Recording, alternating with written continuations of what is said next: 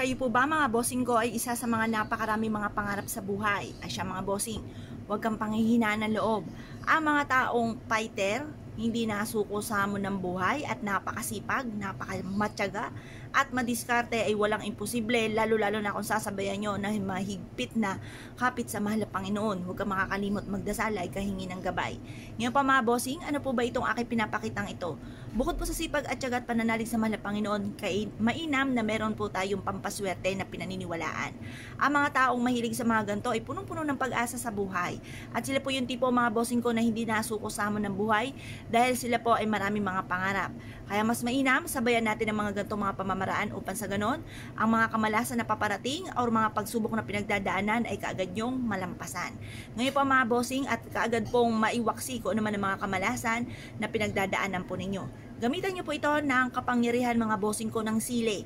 Ang sili mga bossing, maging halaman na sili na nakatanim sa harapan ng inyong tahanan ay nagtataboy ng mga negatibong enerhiya. Kagaya nito, pulang-pula po ito. Ito po ang kapulahan po niyan ay nagtatawag din ng swerte.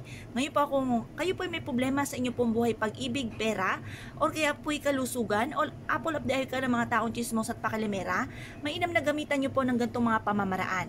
Upang sa ganun mataboy ka agad ang mga kamalasan dahil maaaring maraming kamalasan sa inyong kapaligiran kung kayo nakakaranas ng mga ganyang sitwasyon. Gamitan nyo po ito mga bossing ko ng 5 piso. Ang 5 pisong luma ay kulay gold mga bossing, for abundance po yan. At yan po ay bilog para mabilis gumulong ang magandang kapalaran. At yan po ay metal para mas maging fighter po kayo sa hamon ng buhay. Yan po mga bossing, ang gagawin nyo lamang po ay ganito. Kumuha kayo ng 2 sangkap na ito mga bossing ko at pagkatapos ay bitbitin kahit saan kayo magtungo. Mag-wish ka na mula sa inyong pong puso. Sabihin niyo po sa pamamagitan nito ay magtutuloy-tuloy ang pasok ng swerte at kailanman hindi ka na mamumblema tungkol sa usapin ng pera. Ngayon pa mga bossing, mag-wish ka na mula sa inyong pong puso kung ano po ang nais po ninyo na maganap or nais po ng pagbabago sa buhay po ninyo. At pagkatapos mga bossing ko, ibilad niyo po ito sa sinag po ng araw hanggang alas 8 ng umaga.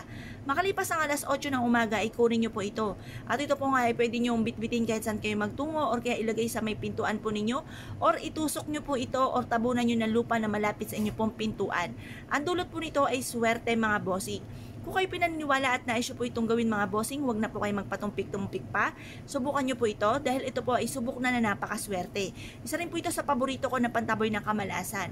Kung kayo po mga bossing ko yung nape-pressure sa ngayon at parang ikaw po ay hindi mo malaman kung paano nyo susolusyonan ang problema, pwede nyo rin po itong iipit or ilagay sa ilalim ng inyo pong higaan or kaya po ay ilagay sa ilalim ng unan. Plastikan nyo lang po ito mga bossing dahil baka ito po ay maputol-putol, kumbaga dumikit pa sa punda ng unan or kumot. Kaya mas mainam naka-plastic po siya. Ngayon pa mga bossing, kung kayo po naniniwala at nais po itong gawin, subukan nyo po ito para ngayon pong buwan na ito mga bossing ko ay magtuloy-tuloy ang pasok ng swerte at hindi na po kayo malasin pa. Or kung mamalasin man, may dumating na pagsubok, agad nyo po itong masusolusyonan. Kaya kung kayo pinaniwala at nais po itong gawin, asya mga bossing, good luck po sa inyo po lahat.